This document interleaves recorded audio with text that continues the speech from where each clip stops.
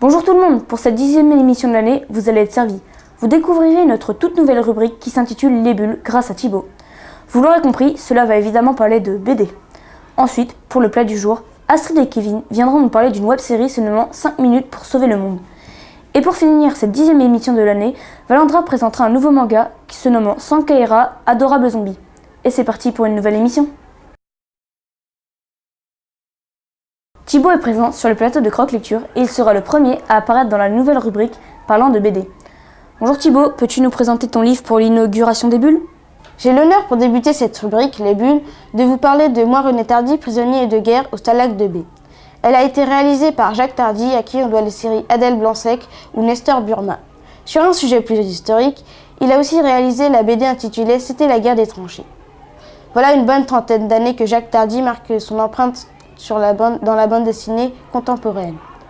Pour cette nouveauté, Tardy a pu écrire l'histoire de son père grâce aux 3 cahiers qu'il lui avait demandé d'écrire dans le but de garder une trace de son histoire en tant que prisonnier de guerre. Cette BD va donc parler de la Seconde Guerre mondiale, j'imagine. Que raconte-t-elle ?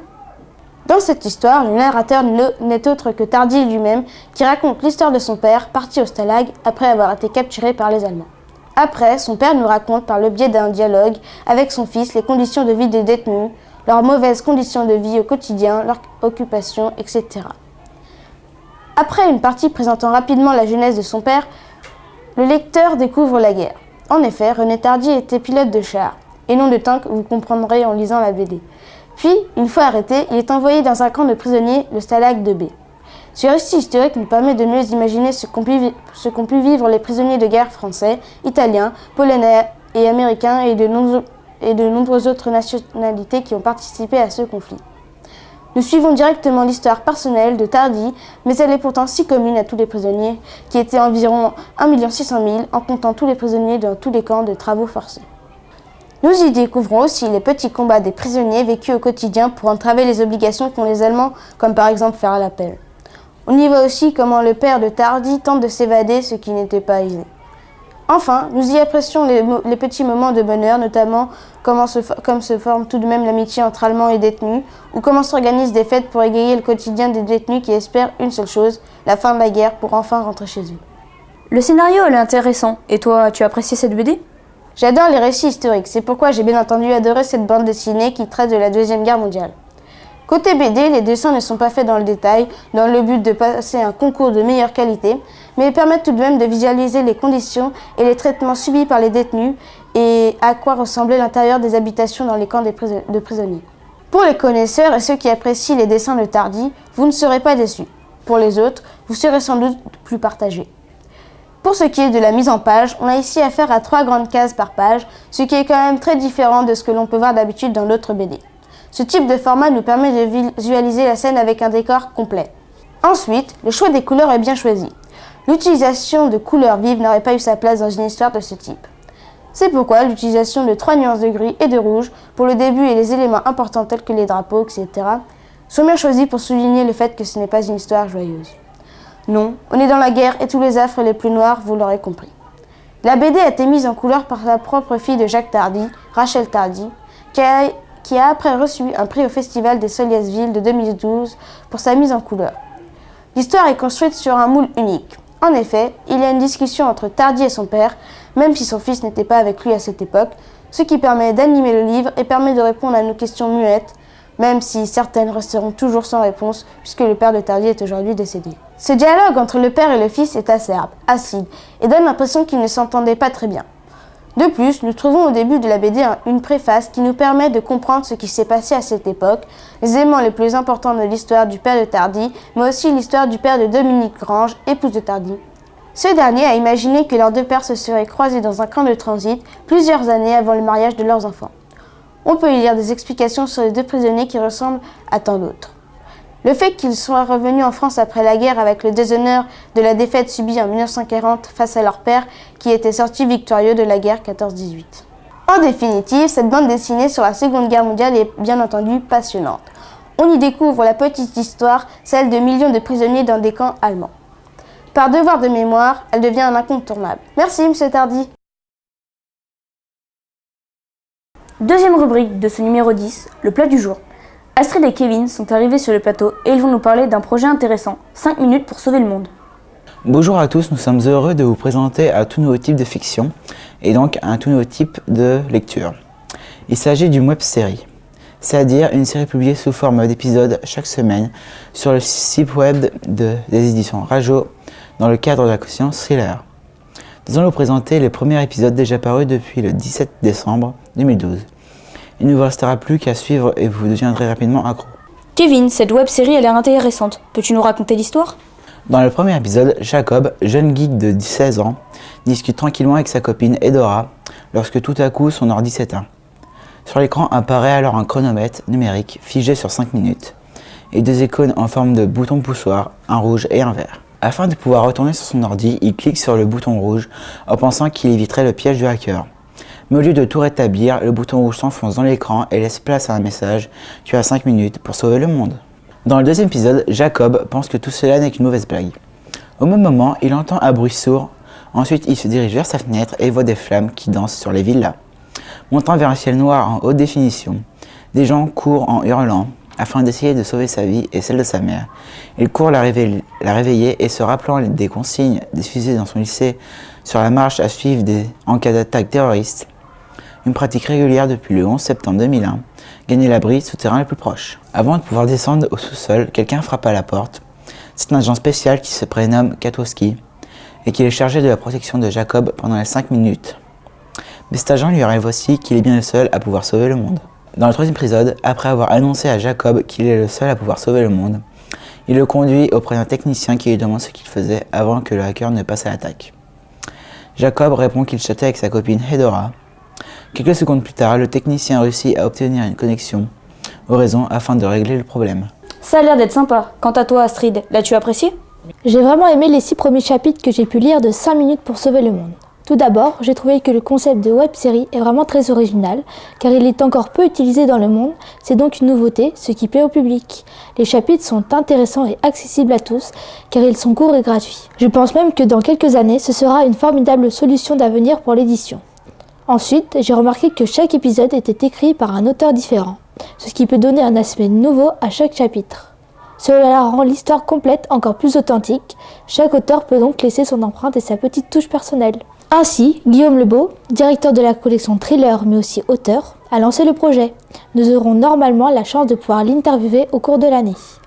Puis le deuxième épisode est écrit par Johan Elliott, à qui l'on doit Dans la peau d'une autre. Le troisième par Fabien Clavel, auteur de Deux collages immédiats. Et le quatrième par Charlotte Bousquet, que nous avons interviewé au Salon de Montreuil. Pour finir, un côté un peu moins positif, nous avons du mal à nous ancrer directement dans l'histoire. Il faut relire plusieurs fois les chapitres avant de pouvoir réellement comprendre. Mais cette série comblera tous les amateurs de livres à suspense comme moi. On se demande comment Jacob va être capable de résoudre la situation en 5 petites minutes. Nous sommes complètement dans le flou sur les tenants et aboutissements de cette histoire. Nous découvrons peu à peu les éléments qui nous permettent de mieux comprendre de quoi il s'agit. Je suis vraiment impatiente de lire les prochains épisodes. J'espère que je vous ai convaincu de vous lancer dans les web-séries. 5 minutes pour sauver le monde. Bonne lecture! Et pour finir en beauté, Valentin viendra nous parler du manga Sankaira, Adorable Zombie. Alors, j'attends que tu nous fasses découvrir ce titre à la couverture mystérieuse. Sankaira, Adorable Zombie est un manga publié au Japon par Kodansha dans le Betsatsu Shonen Magazine depuis 2009. La série compte actuellement 7 volumes reliés. En France, le premier tome de la série de Mitsuri Hattori est édité par Pika Édition depuis le 2 janvier 2013. D'accord, dis-nous en plus, que raconte ce manga ? L'histoire commence avec Shihiro Furuya et ses amis qui se rendent au lycée. Yuzutaka, un de ses amis, est exaspéré car le lycée Sanka, celui des filles, se trouve de l'autre côté de la rivière. Celui-ci avait choisi ce lycée exprès pour rencontrer des filles, mais ces deux lycées n'empruntent pas le même chemin. Le rêve de Yuzutaka est de rencontrer la fille du proviseur du lycée Sanka, Rei Sanka. Mais ce qui intéresse Shihiro, pour le moment, c'est sa passion pour tout ce qui concerne les zombies. Un jour, le chat de Shihiro est renversé par une voiture. Sa passion pour les morts vivants prend une autre tournure. Grâce à un livre qu'il a trouvé, il décide de ramener son compagnon à la vie grâce à un remède inscrit dedans. Un soir, dans son repère, il rencontre Rei Sanka. Celle-ci est désespérée car son père lui fait subir des atrocités et lui interdit de faire comme les autres filles de son âge. Shiro lui explique alors son plan de résurrection et sa thèse sur les morts, sur les revenants.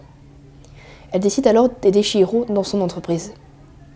Quand le remède est enfin achevé, il fait boire au défunt Matou, mais rien ne se passe.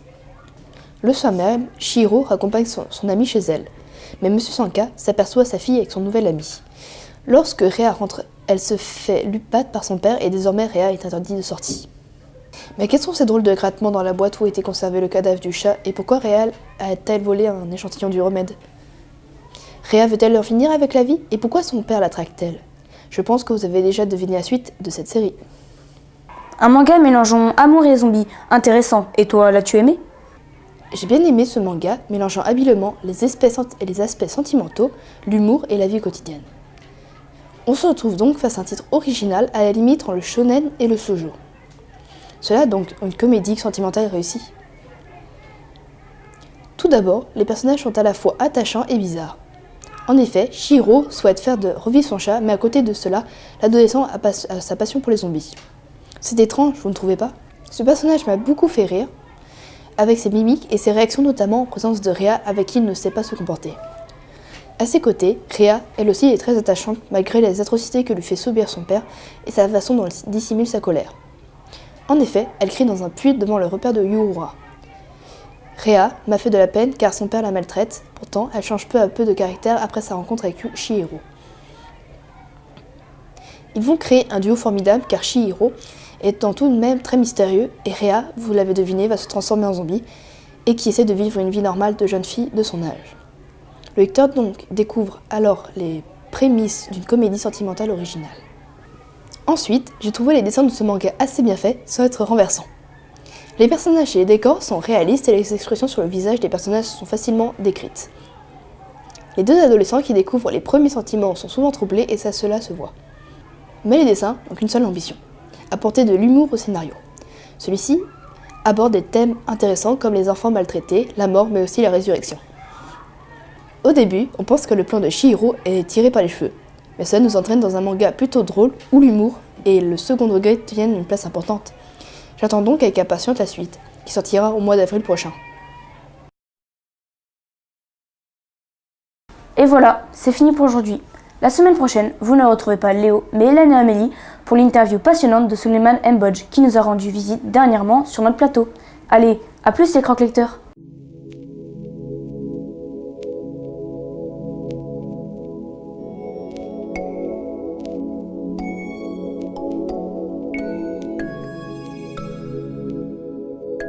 Ah mais ça filme, bonjour tout le monde. Oui, c'est ce que je lui dis. Ah mais je suis boulet en chef. Tout le monde. Allez, Bonjour Thibaut, peux-tu nous présenter ta BD Tardy pour la... Bonjour Thibaut, peux-tu nous présenter ton livre pour l'inauguration... Je louche un peu des yeux, je crois, non? Hélène, je louche un peu ou pas? Oui, parce que si je louche, ma cuillère elle est remplie. oh là là.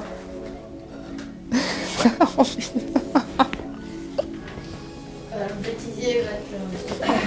Le rendez-vous est rempli de bêtisier.